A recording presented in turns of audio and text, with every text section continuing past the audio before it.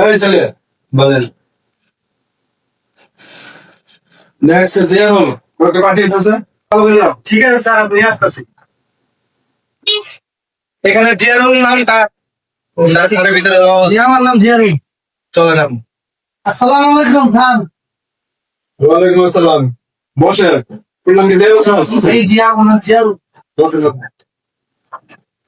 কিসব ব্যস্ত করছেন?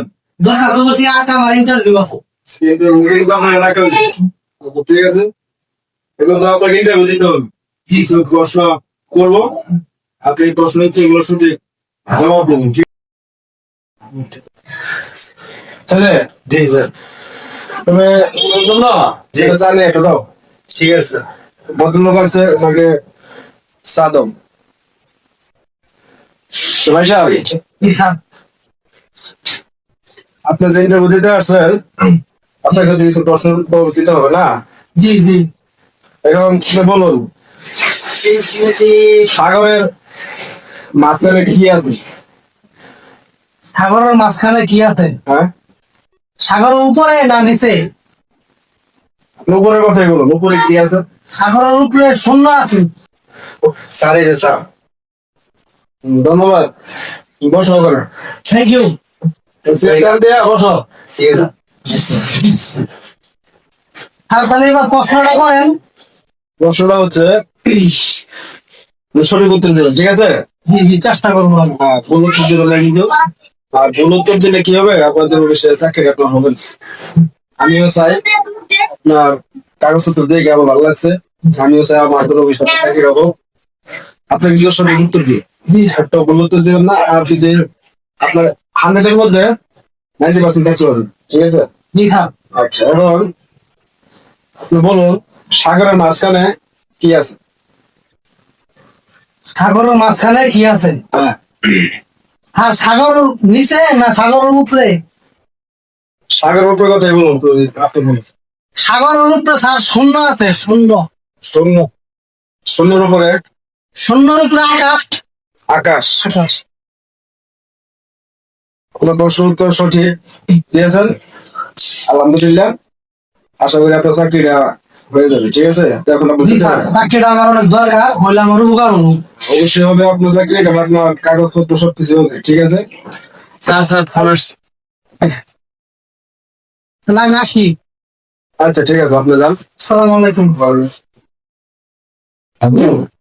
হ্যালো, আমি বিশাল। জি স্যার। পরে কেউ আছে? জি স্যার। পাঠিয়ে দাও। ঠিক আছে। চার ফুল ফোন কাটে দাও, আপনার পাঠাও দাও। ঠিক আছে,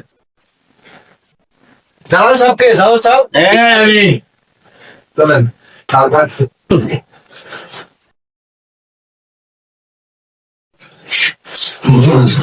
কি অবস্থা ভাই, ভালো আছেন?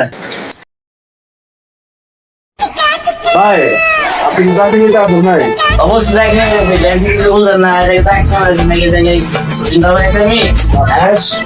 দেখেন তো বুঝতেছি আমি, আপনি চাকরি নিতে আসুন নাই, আপনি বুঝে আসছেন মাঝখানে লোক বানাইছে।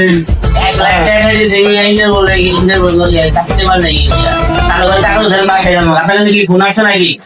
ফোন আসে না, আপনি চিন্তা হচ্ছেন কেন? ফোন আসছে, ঠান্ডা হন।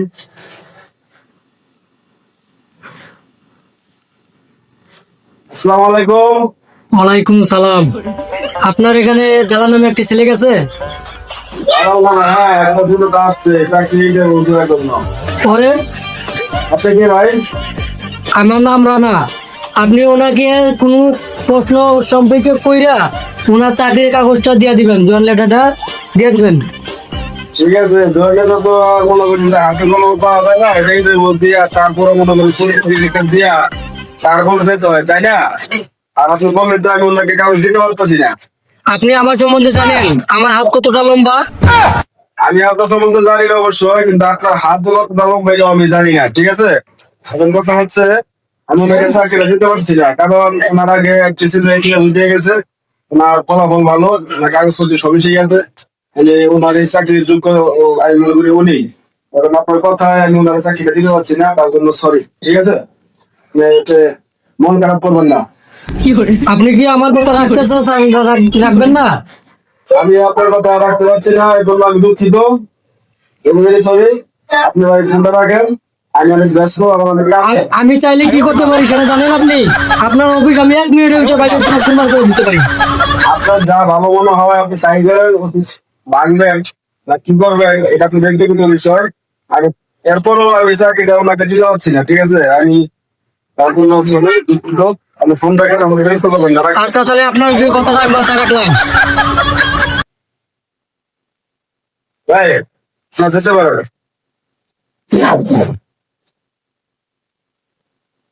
মুখ থেকে আসে মামা গালু ভালো হবো চাকরিটা দিয়ে দেন যে হুমকি দিল ফোনে হুমকি দিলে কেন চাকরি দিতে হবে নাকি? তুমি কি বলছো এগুলো?